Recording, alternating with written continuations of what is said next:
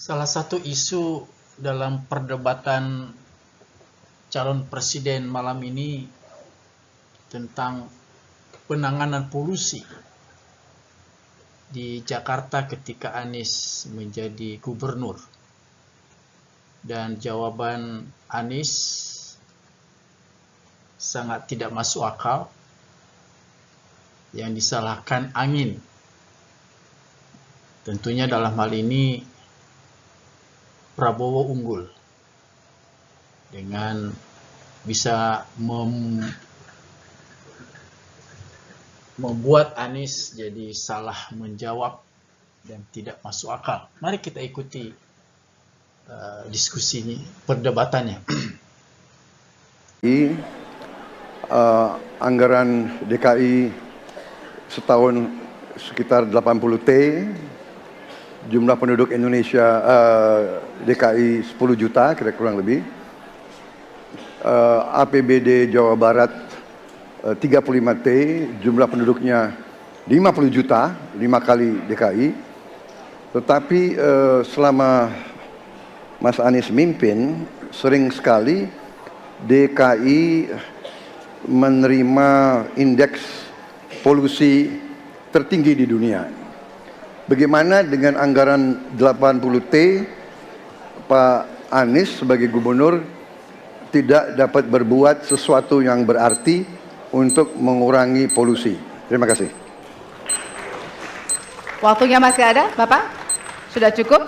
Baik, kita akan lanjutkan pada calon presiden nomor urut 1. Kami beri kesempatan untuk menjawab pertanyaan selama 2 menit, dimulai dari sekarang. Pak Prabowo, terima kasih atas pertanyaan yang bagus, tetapi kurang akurat. Saya akan jelaskan, Pak. Ketika satu daerah mengatakan di tempat kami tidak ada COVID, di tempat kami COVID banyak, lalu yang tidak ada COVID kami tanya, kenapa tidak ada COVID? Nah, kami nggak punya alat testing, Pak. Karena tidak punya alat testing, maka tidak ada COVID. Yang punya alat testing, maka ada COVID. Okay? Saya tidak tanya COVID, saya tanya polusi. Boleh saya selesaikan dulu? Ya. Jadi, apa yang terjadi? Di Jakarta kami memasang alat pemantau polusi udara. Bila masalah polusi udara itu bersumber dari dalam kota Jakarta, maka hari ini, besok, minggu depan konsisten selalu akan kotor. Tapi apa yang terjadi? Ada hari di mana kita bersih, ada hari di mana kita kotor. Ada masa minggu pagi, Jagakarsa sangat kotor. Apa yang terjadi? Polusi udara tak punya KTP. Angin tak ada KTP-nya. Angin itu bergerak dari sana sini.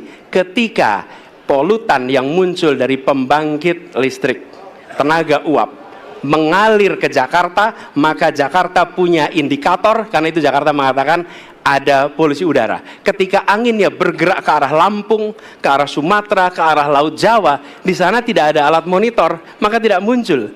Dan Jakarta pada saat itu bersih. Kalau problemnya dari dalam kota saja, maka konsisten tiap waktu. Ya, kita punya masalah polusi. Karena itu kita kerjakan dengan apa? Kita lakukan, Pak. 1, dengan pengendalian emisi dari kendaraan bermotor dan pengujian emisi sekarang wajib. Yang kedua, elektrifikasi kendaraan umum. Yang ketiga, konversi kendaraan umum. Dan dulu yang naik kendaraan umum hanya 350.000 per hari, sekarang 1 juta per hari. Jadi itu kita kerjakan untuk menangani soal polusi di Jakarta. Baik. Masih ada waktu, Bapak? Cukup? Ya. Kami persilakan kepada calon presiden nomor urut 2 untuk kemudian menanggapi jawaban dari calon presiden nomor urut 1. Waktu Bapak 1 menit dimulai dari sekarang. Ya, susah kalau kita menyalahkan angin dari mana saja, ya. Jadi